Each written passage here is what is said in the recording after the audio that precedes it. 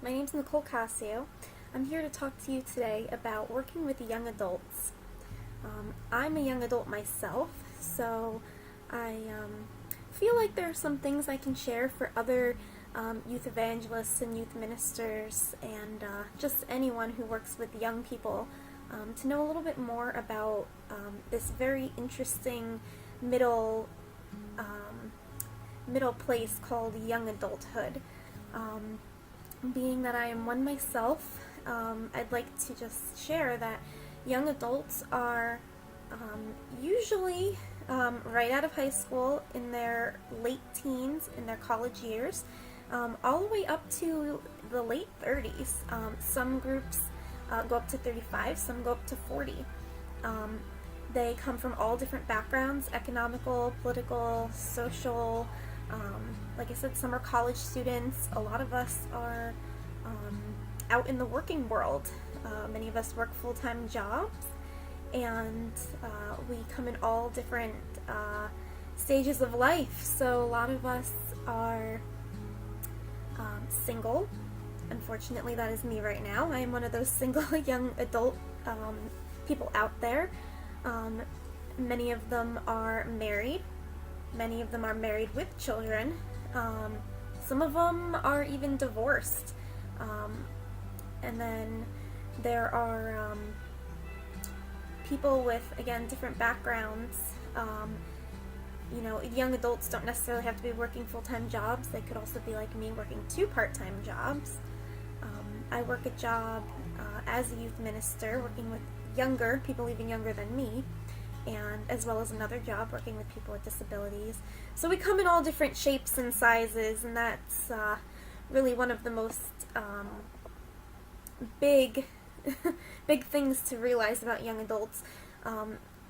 In some way, we might not all feel like we're really very established yet, being in this like middle ground between school and college and whatever we believe is this fullness of adulthood. I guess for most people it is married with kids, or maybe married with older kids. Again, being young adults, you could still have kids of your own, even up to 12 years old at times, depending on how old you are and how young you were when you had started your family. It's important to know how to minister to us young adults. We, like every other adult, just wants to be treated like an adult. That's really the first place to start. We do need outreach. We do need to know that we have support behind us, especially from our parishes and our diocese. I come from the Archdiocese of New York, and we've finally been really working on establishing, and the office has been established for young adults, and helping us find the resources that we need to stay connected in our own communities and to go beyond our own communities if necessary. There are young adults such as myself who like to bounce around different young adult groups, because I know that I'm getting different layouts, I guess you could say, different structures in these different groups that at sometimes might suit me better than others. It's important to, like I said, support those young adults. Some of us are in those single searching years, and we need a good community to be around. We just need fellowship. We need friends. I know as a young adult, just out of college, I was really hungering for truth and for just a deeper connection with Christ, because I didn't have deeper connections with other people, and I knew I needed that with Jesus. So that's one place to think about as well. So there are guidelines with the USCCB2 on working with young adults, and there is a document called Sons and Daughters of the Light, and this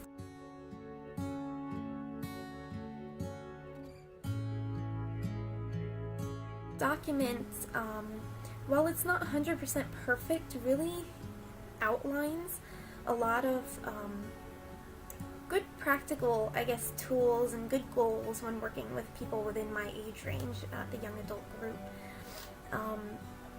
And I'll just share with you some of these goals.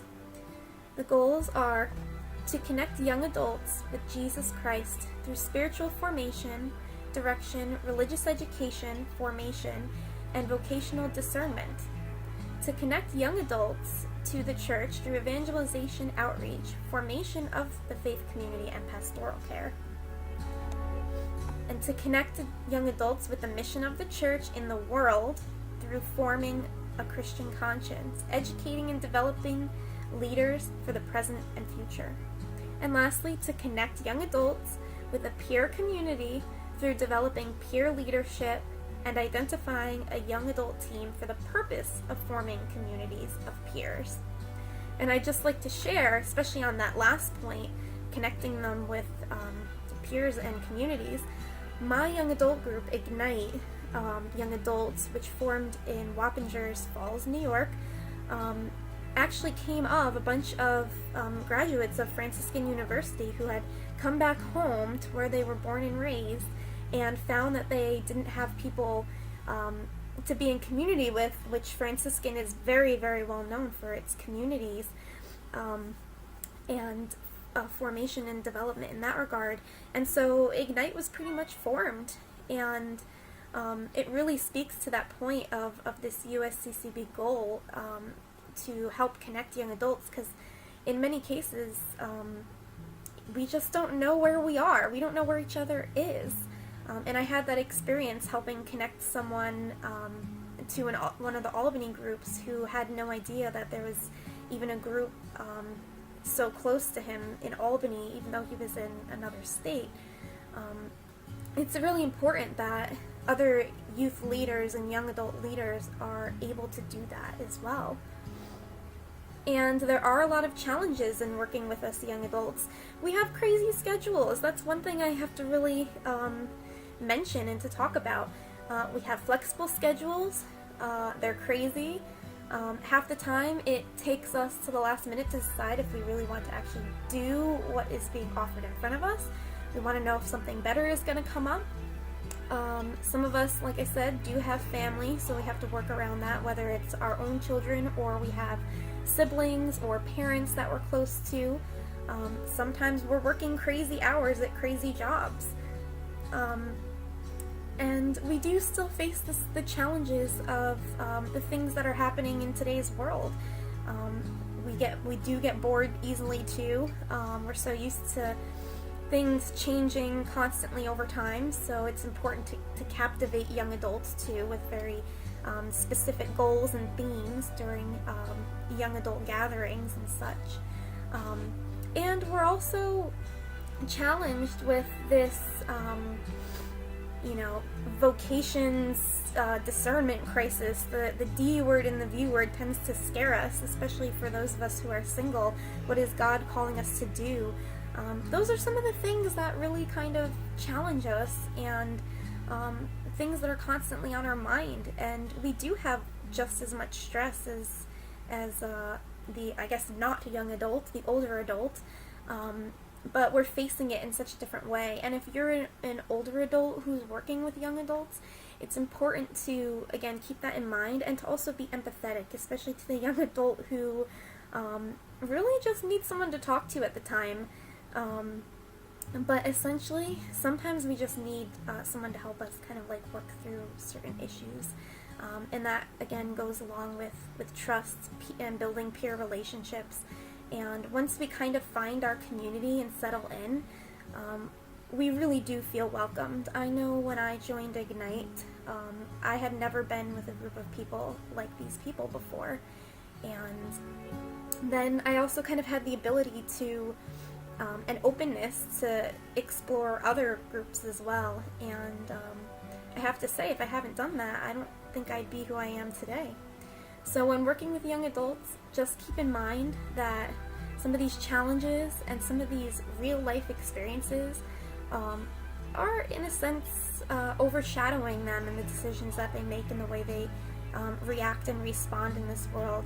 So just like anyone else, be empathetic and treat them just like any other adult. And I hope that helps, and I hope that you learned a little something today. Thank you very much. Have a good day.